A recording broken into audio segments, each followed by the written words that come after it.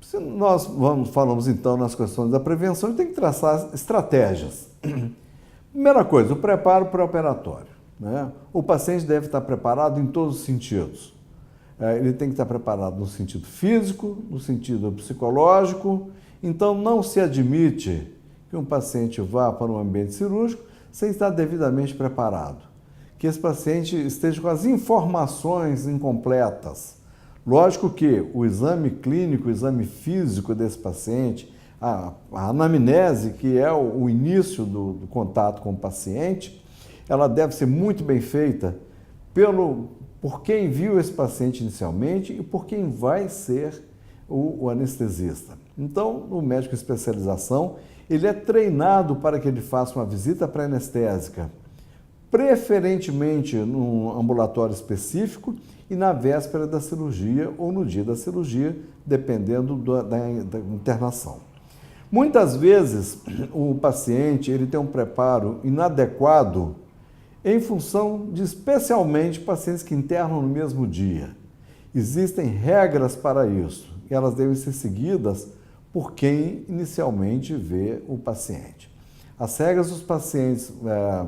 Existem normas do Conselho Federal de Medicina em relação, por exemplo, aos pacientes que vão ser submetidos a procedimentos cirúrgicos ou diagnósticos num regime ambulatorial. E esses pacientes têm que se seguir um protocolo.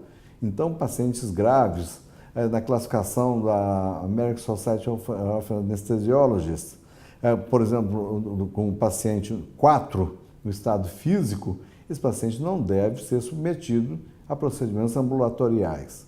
Um paciente que chega imediatamente num hospital para ser submetido a uma cirurgia e vai direto para o centro cirúrgico, isso é não só desagradável, mas que este paciente, se não for visto adequadamente, poderemos estar propiciando o aparecimento de um evento adverso, ou seja, nós estamos ensinando inadequadamente ao nosso médico de especialização. Outra estratégia de prevenção é inspecionar e testar todos os equipamentos. Então, nós temos que saber se os equipamentos estão em dia. Monitorizar adequadamente em relação à cirurgia. Melhor comunicação entre os membros dessa equipe cirúrgica. Então, essa inter-relação tem que ser perfeita. Essa inter-relação ela deve existir. Eu tenho que saber o que o cirurgião vai fazer, ele precisa saber o que eu faço e a enfermagem tem que estar muito inteirada com nós todos. Muitas vezes a gente vê no ambiente cirúrgico a grande preocupação da auxiliar ou da técnica de enfermagem que está no ambiente cirúrgico é saber qual vai ser o fio da pele no final daquela cirurgia e não a preocupação que possa existir durante uma intubação difícil, por exemplo, uma via aérea difícil, em que ela poderá ser necessária também a sua participação mais ativa. Para isso, é necessário que toda a equipe seja treinada, que haja uma participação de todos. Em dado momento, nós podemos ter necessidade de uma participação do cirurgião, ainda numa fase inicial da anestesia, assim como da própria enfermagem. Muitas vezes, nós temos essa dificuldade de causar solicitar ou conseguir essa internação. Muitas vezes há uma grande dispersão. O momento prévio da cirurgia, o prévio da anestesia, nós deveríamos ter na sala os anestesistas, os cirurgiões, todos nós ali em enfermagem, todos irmanados, porque muitas vezes é um momento que pode ocorrer grande dificuldade. Então, nós precisamos de estarmos juntos nesse momento. A outra coisa é na prevenção, nessas estratégias para a prevenção, é uma segunda opinião. Muitas vezes eu preciso de ter uma segunda opinião, vou recorrer. E isso nós temos que mostrar ao residente como é importante essa interação. Bom, muito preocupado com tudo isso, né, a Sociedade Brasileira de Anestesiologia, ela mantém no Brasil mais de 90 centros de ensino e treinamento.